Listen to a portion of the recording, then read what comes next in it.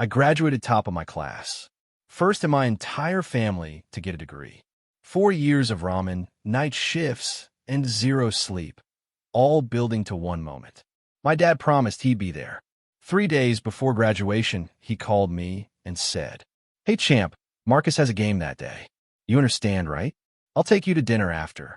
Marcus, my stepbrother, who plays for a team nobody has ever heard of, in a stadium that fits maybe 400 people. I said, "Sure, Dad. No problem." I hung up, sat in silence for about 10 minutes. Then I made a decision. I walked across that stage alone. Mom was there. My friends were there.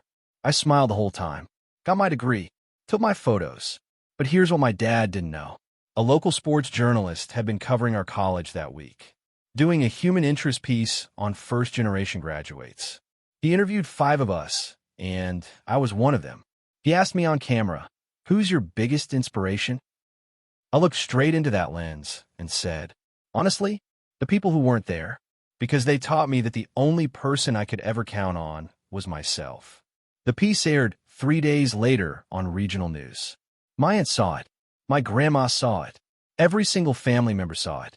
My dad called me within the hour, voice cracking, said, "I had no idea you felt that way." And I said, "You would have, if you'd shown up."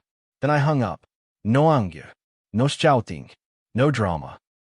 Just a son who finally stopped waiting for a father who was never coming, and a degree that proved he never needed him anyway. Some people will miss the most important moments of your life for the most unimportant reasons. Let them, then outgrow them so loudly they hear it on the news.